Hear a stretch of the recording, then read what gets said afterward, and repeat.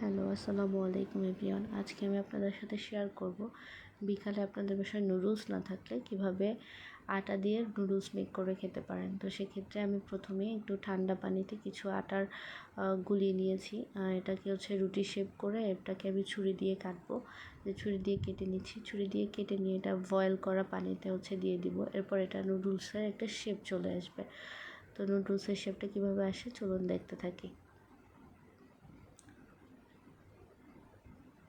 এই যে দেখেন নুডলসের একটা চলে আসছে, শেপ চলে আসছে। তো এটাকে রান্না করার জন্য আমি প্রথমেই অন্য একটা ফ্রাই প্যানে তেল গরম হয়ে গেলে ডিমটা ভেজে নিয়ে এটাকে সরিয়ে রাখবো। এরপর এটার মধ্যে ব্রকলি এবং গাজর দিব।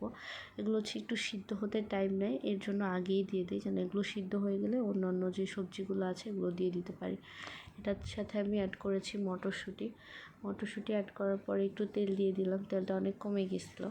তো তেলটা দেওয়ার পর আমি এটাকে ঢাকনা দিয়ে কিছুক্ষণের জন্য ঢেকে রেখেছি যাতে করে এটা ভালো করে সিদ্ধ হয়ে যায়। এরপর আমি একে একে পেঁয়াজ কুচি, মরিচ কুচি এবং টমেটো কুচিটা দিয়ে একটু লবণ এবং কেচাপ দিয়ে দিলাম। এগুলো ভালো করে মিক্সড হতে হতে একটু সয়া সস দিয়ে দিলাম। এগুলো ভালো করে সিদ্ধ যখন হয়ে যাবে তখন আগেই যে নামিয়ে রাখা আমার নুডলস ছিল, আটার নুডলস, সেটাকে দিয়ে দিব। সাথে ডিমটাও দিয়ে দিব। এগুলো ভালো করে নাড়াচাড়া করে মিক্সড করে নিব।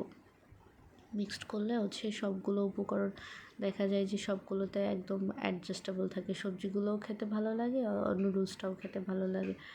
কিছু কিছু ক্ষেত্রে হয় যে নুডলসের টেস্ট এক রকমের পাওয়া যায় এবং সবজিগুলোর টেস্ট, এর জন্য আমি এগুলো একটু আলাদা আলাদা করে ফ্রাই করে নিই। এরপর আমি সবশেষে ধনেপাতা কুচিটা দিয়ে দিলাম। ধনেপাতা কুচিটা দিয়ে কিছুক্ষণ নাড়াচাড়া করে নামিয়ে নিব।